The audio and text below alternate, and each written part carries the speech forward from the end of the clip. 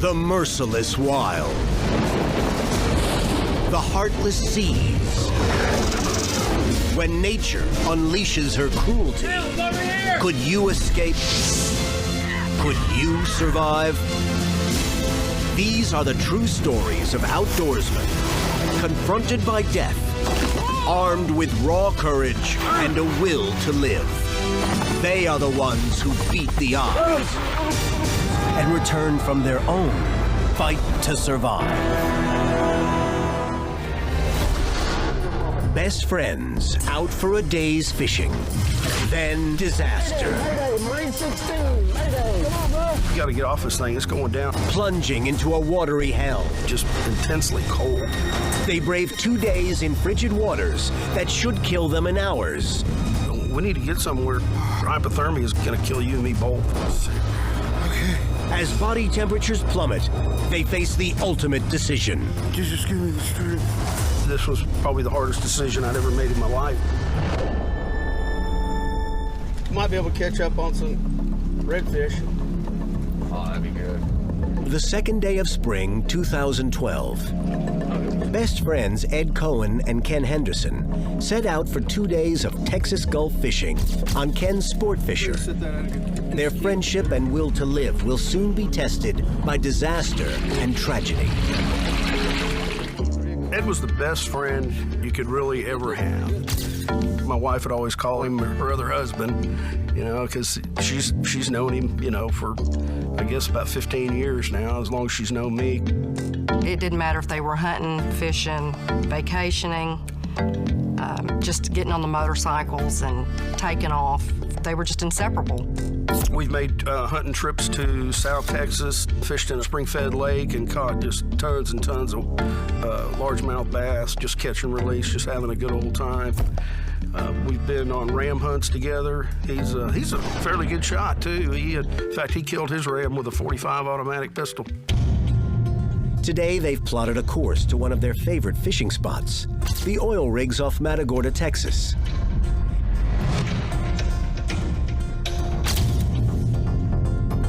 Ken's just bought a 30-foot sport fisher. Although the boat's used, Ken's a boat safety instructor, swift water rescue expert, and master diver. So he's made sure the craft is sound and fully equipped. We got everything working right. It had a brand new Icon marine radio in it, top of the line marine radio, side scan sonar with GPS. Went ahead and bought some extra safety equipment. I bought an extra 5 life jackets besides the 7 I already had on board. I had flares, charts, everything, the bellows, whistles, lights. I had everything in a 50 caliber ammo can that I kept stored in the bow of the boat. And it was waterproof, and of course, if anything ever happened, it would float. Feeling prepared for anything, they set off south at 7:30 in the morning, heading for the Gulf's oil and gas rigs. We were both like a couple kids that morning. We were excited, getting ready to go fishing the first time since December. It had been 4 months since we hadn't been able to go fishing because of the weather. I called my wife Sandy on the phone, and I told her, I said, look, we're going to head a little farther out. I won't have any cell service out there, but I'll give you a call when I come in this evening. You know, we were in no big hurry. Our big deal was just being out there and hanging around together and talking. We got 70 feet of water, man. This ought to be good. They find a likely spot at a deserted platform and drop their lines. I hope we do like we did last time. Get some bulls out of here. Trees are full. Suddenly, they see something's gone seriously wrong. We're just shooting the bull, and he looked in the back. He goes, hey, I think we want to turn them bilge pumps on? I said, what do you mean? I looked back, and I was like, oh, my God. For some reason, they're taking on water, and the bilge pumps can't handle the sudden flood. We gotta get out of here, brother. All right, let's go. Ken is a former law enforcement officer, and both are Marine veterans. They're used to facing emergency situations. And this is now a dire emergency. Where's the water coming from? I said, hey, we got to go in. And I said, we need to get this boat running, see if we can get some hydraulic action, see if we can get this water vacuumed out of this boat. We got about 100 yards from the rig we were tied to, and one of the motors died. It's like, well, we're gonna have to limp in on one engine. I'm fixing to go ahead and put out a mayday and we're still moving. Ken's boat is foundering, with hundreds of gallons of seawater in the hull, and more pouring in. Then, the second motor dies, leaving them dead in the water. I got on my cell phone, I hit 911, I got no signal, too far out, picked up the Marine radio, and I, Mayday, Mayday, Marine 16, Mayday. And I got no response because all I was going to do was blurt out our location and, you know, and tell us vessel in distress, vessel going down. Ken Henderson and Ed Cohen are sinking fast.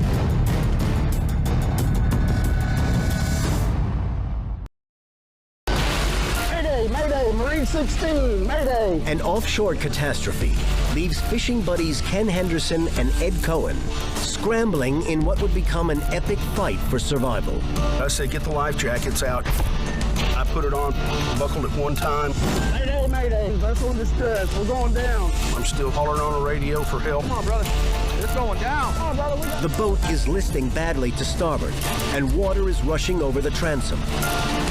And Ed said, we got to go. We got to get off this thing. It's going down. It's going to roll over. Go. I said, go, get in the water. So he jumped in. I was standing on the driver's seat. I let go, and just as I let go, the boat kind of violently popped straight up and threw me off.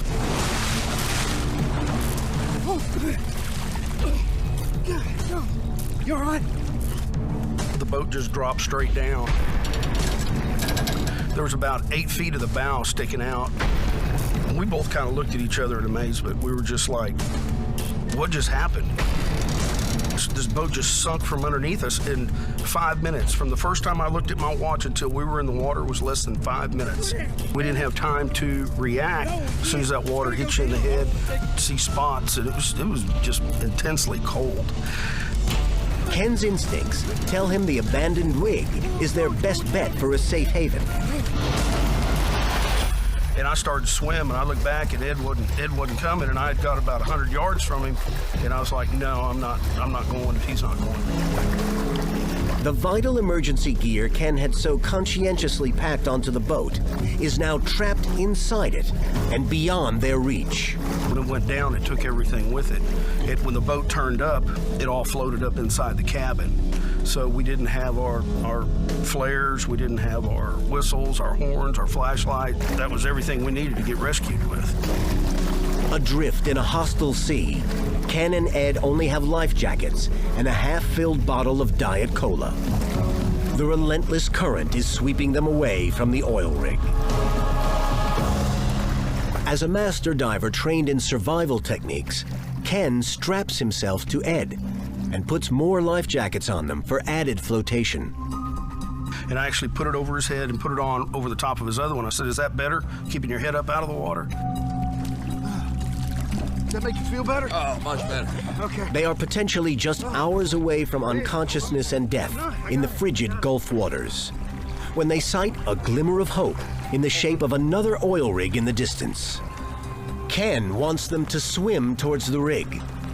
And he said, no, I think we need to save our energy. I said, oh, we need to get somewhere hypothermia is gonna kill you and me both.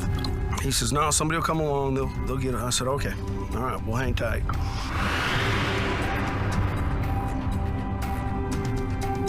It has now been 6 hours in the water, and night is closing in. The men begin to fear for their survival, but there's a source of hope. Ken's wife, Sandy, is a 911 dispatcher. He's confident she'll spring into action. Basically, I got mad eventually because I hadn't heard from him, and that was very unusual. I probably stayed up until 1 o'clock in the morning, just waiting on the phone to ring, and it, of course, never did. The frigid March night goes on, and the two friends have only the warmth of words. We talked during the night. We talked about a lot of things. We talked about family. We talked about how much we loved each other. We prayed together.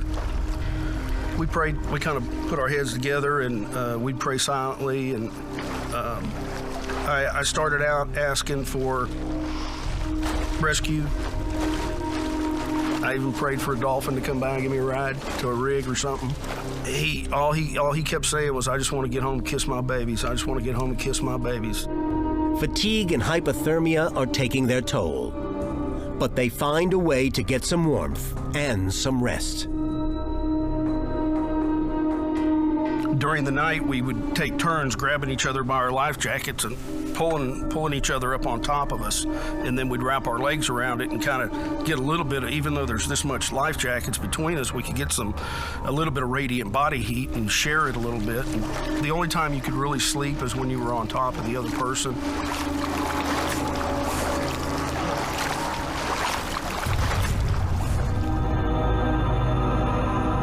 The next morning, you couldn't even work up a spit. It was getting hard to talk. Our jaws were both sore from our teeth chattering, and our muscles hurt from just violently shaking from the cold. Without food or fresh water for almost 20 hours, they can only share sips of the Diet Cola.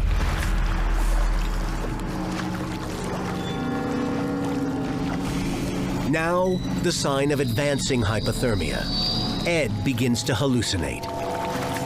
I looked over and he pulled out a big lighter and said, "What are you gonna do? Just light a signal flare or something?" I said, "No, I'm gonna light this cigarette." He said, "I got one dry cigarette." I said, "Where?" He was right here in my mouth. I said, "Brother, you ain't got a cigarette in your mouth." And he reaches up and and you could just see the disappointment roll over his face because he was like, "Man, I'm hallucinating." The two men's torments stretch into the afternoon of the second day, and after 24 hours in the sea, Ken begins to hallucinate too.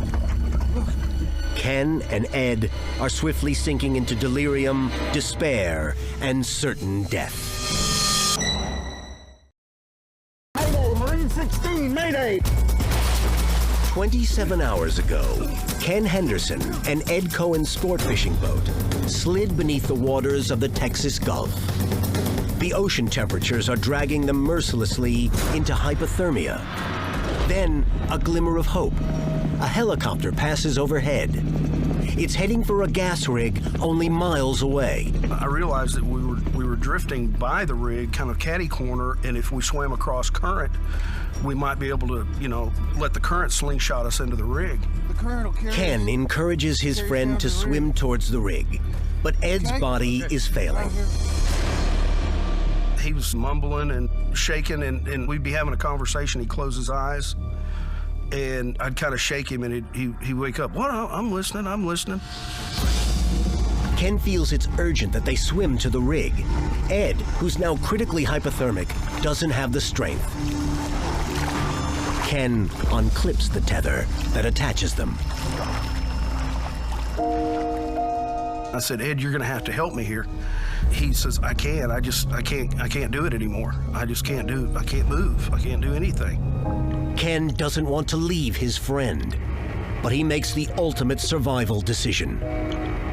And I said, "All right." I said, "Look, here's the deal." I said, "I'm gonna have to go for help. I'm gonna have to try to make that rig."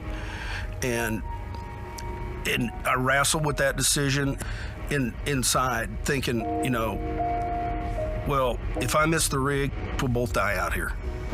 If I make the rig, then at least I can get Ed some help. Do me a favor. He said, "I understand. Make sure the first one back on shore gets to kiss them babies for me." Be sure to kiss them babies for me. And I said, "All right, buddy, I'm out of here. I'm going for help." And he goes, "All right."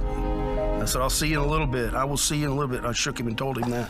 I love you, brother. All right. I took off and I started to swim for that rig, and I started to, cry a little bit, knowing that this was probably the hardest decision I'd ever made in my life, is leaving my best friend of 20-something years alone, not leaving him out there to perish in the ocean, but leaving him alone in the ocean.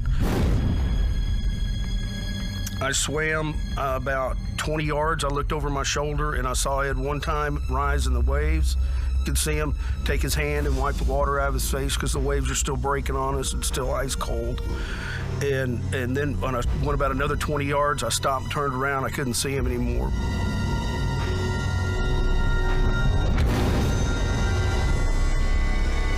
Ken swims as hard as he can, knowing that 2 lives now ride on him.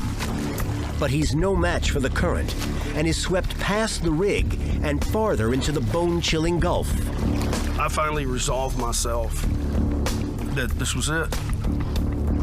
that I was just going to have to float here and hope that somebody would find me, and then I could get back and they could find Ed, or they could find Ed and they could get to me, or whatever.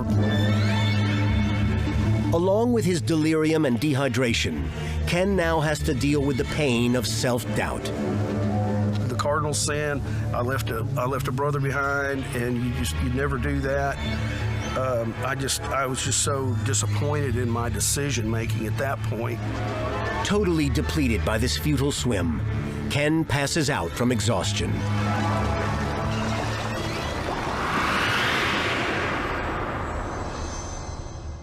When Ken awakens from semi-coma, it is night. He's survived 30 hours in Gulf waters that should have killed him a day ago. Exhausted and delirious, Ken can barely believe it when he sees a shining light of hope. When I rose up, I saw a lit rig in the distance up there, and I guessed it to be about 4 or 5 miles away. And I followed up to a star, and I said, okay, that star right there. So I started swimming. I stopped for a few minutes when the cramps in my legs and my arms got so bad. And I stopped and prayed. I prayed for the strength. That's all I wanted. I said, Lord, just give me the strength to get Ed help. And I said, you know, I'm not asking for much. I just give me a foot in the backside to keep going. I can't give up. I can't quit. Ken's hypothermia has reached a critical stage, and time is running out. For 7 more hours, he struggles towards the rig, praying for his life and the survival of his best friend.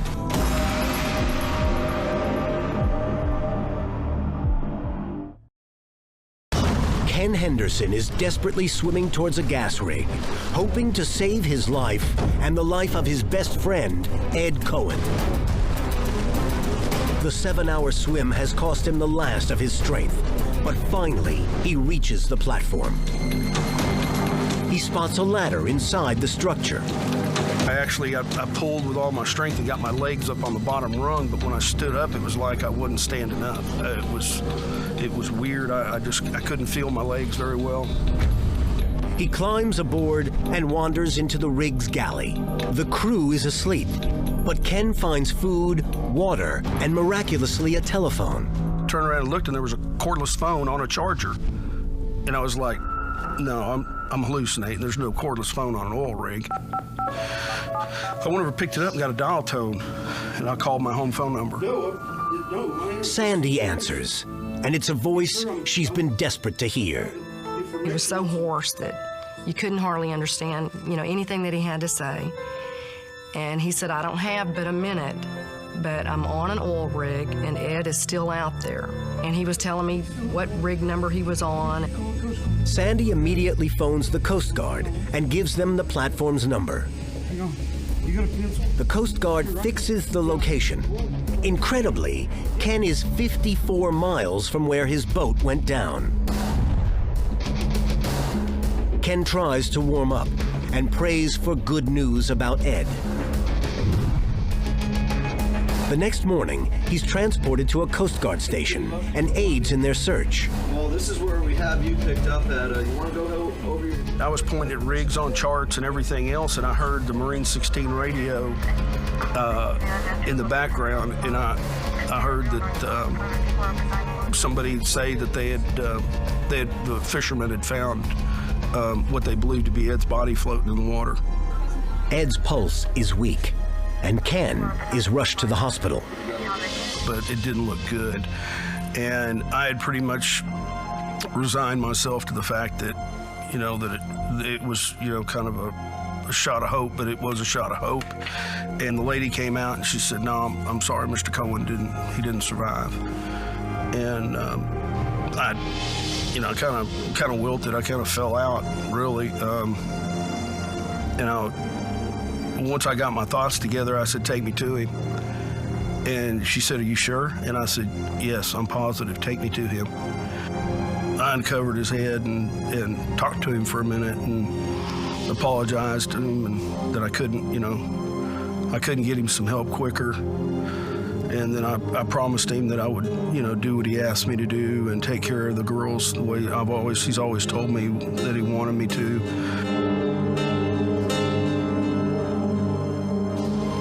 Ed is gone. The doctors now focus on Ken's condition and insist on immediate hospitalization. I got on the road and probably broke every speed limit between Conroe and Matagorda. Just such a relief to see his face for that first time. So I stayed in the room with him and slept in the bed with him, and there was a lot of teary moments where he still had a lot going through his mind. Everything that had gone on, it finally hit me, and I knew that I was going to have to go back and to explain to those 3 babies and 2 grandbabies that I took their daddy fishing and didn't bring him home. First one back. Be sure to get some babies for me. After 3 days, Ken is released. He knows there is one more thing to do for Ed. And then his phone rings. It was Ashley, the oldest daughter. Uncle Ken, are you home? I said, yes, baby, I'm home. Can we come see you? I said, I wouldn't keep you from it. All 3 of the girls, they all came over, and they were, when they saw me, they got upset and they were crying, and I gave them all. We all got in a big circle, and I hugged, and I told them, I said, I'm so sorry. I wish I could have, brought your daddy home, but. And Ashley's like, Daddy was doing what he loved to do with the person he loved to do it with, and he probably wouldn't have had it any other way. And I said, well, y'all line up. And they said, what for? I said, I made a promise to your daddy. And I lined all 3 of them up and gave them all a big kiss. I said, that's from your daddy. And I said, that was the last thing he told me.